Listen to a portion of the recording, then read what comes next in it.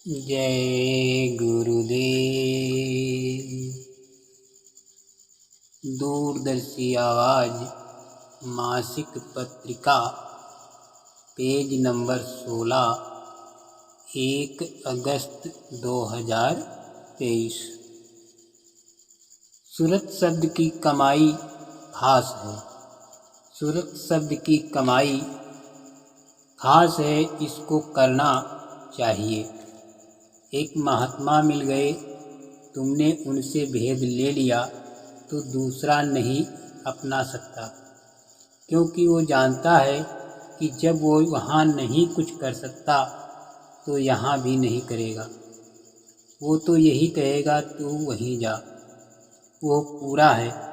जब चारों तरफ से ठोकर लगेगी तो फिर लौट कर वापस आएगा। जो जानकार है वो कभी नहीं अपनाएगा। जो जानेगा ही नहीं वो तो कहेगा कि आ जाओ आ जाओ। प्यास होनी चाहिए।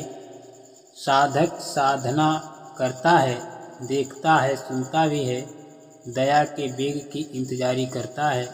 प्यास रहेगी तो श्रद्धा ही श्रद्धा रह जाती है, बाकी सब खाली हो जाता है। उत्साह होता है। वैसे लोग बेमन से बैठ गए, खाना पूरी कर ली। मन लड़ाई झगड़ा करता रहता है। श्रद्धा होगी तो मन सिमट जाएगा। साधक साधना करता है तो सहज दल कमल से निकला, ऊपर चला, फिर त्रिकुटी में पहुंचा। वहां से निकला तो फिर पर्दा नहीं, कोई रोक टोक नहीं। सूरत शब्द से मिल जाएगी जो शब्द रूप हो जाएगी। जब तक सूरत नहीं निकलेगी देवी देवता रोकेंगे, आध्या महाशक्ति रोकेंगी, ईश्वर रोकेंगे, लेकिन सूरत शब्द रूप हो जाएगी उसके साथ पर्दा नहीं रहेगा। न लिंग का, न सूक्ष्म का, न कारण का और न ही स्थूल का कोई रूप नहीं रहता। वो इतनी विशाल हो जाती है कि उसमें रचना करने की क्षमता हो जाती है। चेत कर सुनो, महापुरुष दिखाते हैं, समझाते हैं, आप उनके तो हो जाओ। गुरु चेला अलग अलग हुए तो मेल किस बात का। उनके हो जाओ तो सूरत इस पार से उस पार उतर जाएगी।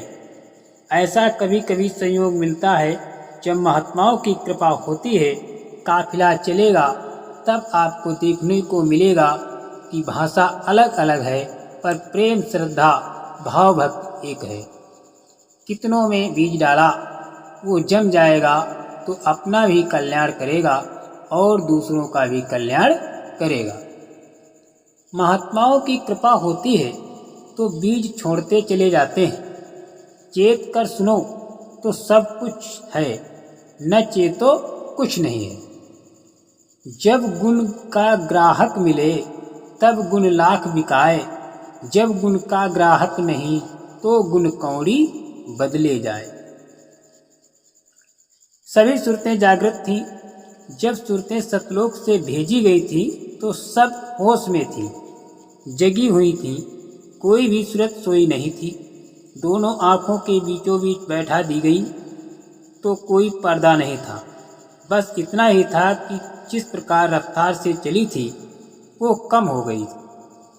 एक के बाद दूसरे में, फिर तीसरे में मंडल में उतारा गया। प्रकाश बढ़ता जाता है। इस प्रकार एक के बाद एक की आवाज़ को पकड़ती हुई ऊपर की आवाज़ छोड़ती हुई जब नीचे सहज दल कमल में आई तो ज्ञान और शक्ति कम हो गई। जब तक नाव को पकड़े थी तो वापस नीचे की एक के बाद एक आवाज़ को छोड़ती हुई और ऊपर की आवाज़ को पकड़ती हुई ऊपर की ओर चली तो उसका ज्ञान शक्ति, उसका प्रकाश ज़्यादा होने लगा। जब सूरत सतलोक में दाखिल हो गई तो सर्वशक्तिमान हो गई। उसको पूरा ज्ञान हो गया, पूरी शक्ति हो गई।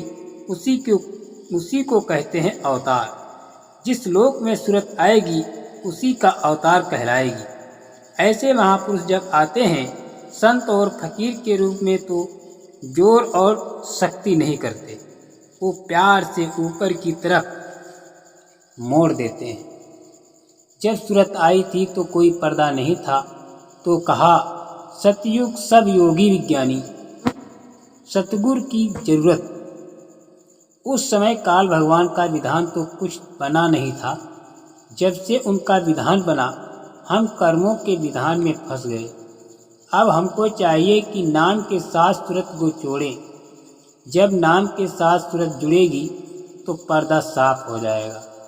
इसके लिए सतगुरु की जरूरत है, जो नाम को पकड़ा दे। जब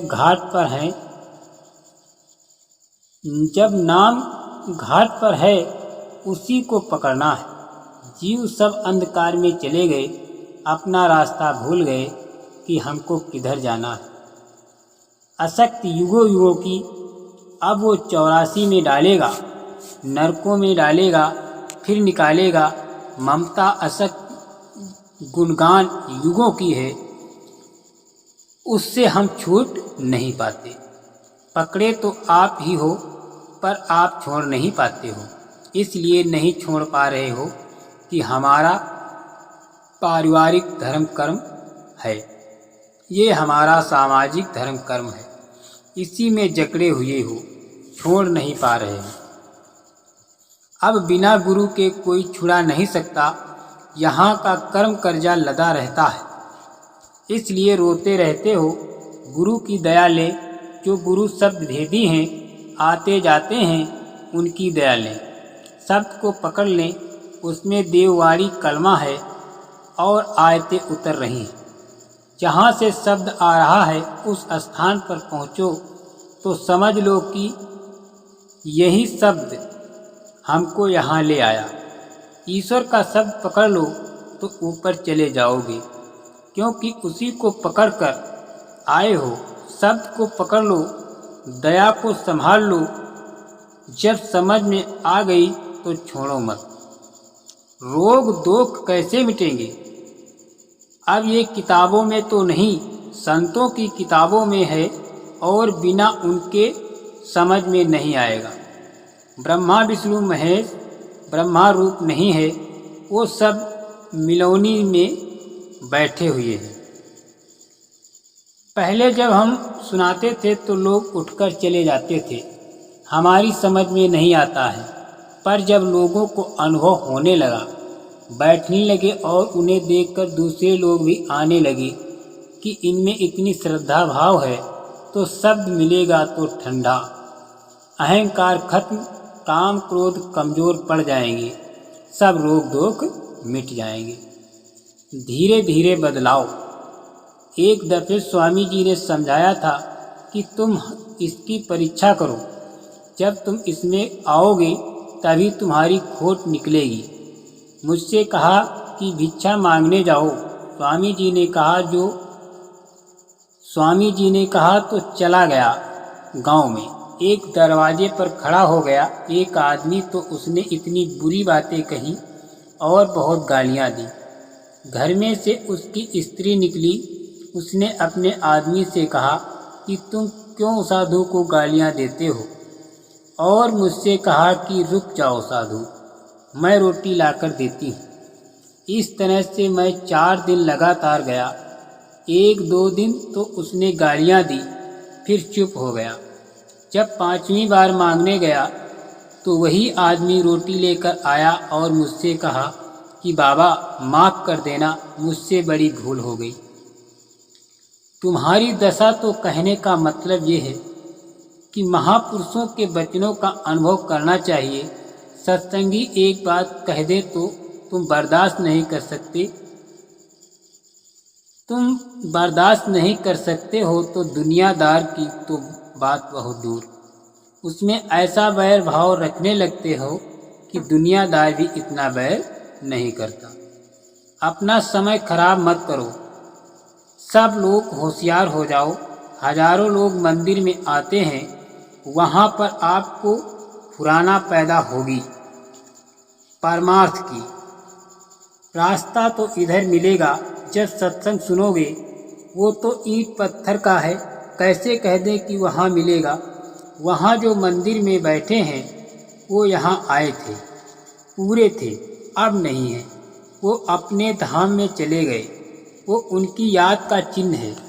उन्होंने ही कृपा करके ये चीज दी है। ये तन तुमने दुर्लभ पाया, कोट जन्म भटका जब खाया। संत पूरे परमार्थी होते हैं, परोपकार उनका दया धर्म है। जय गुरुदेव।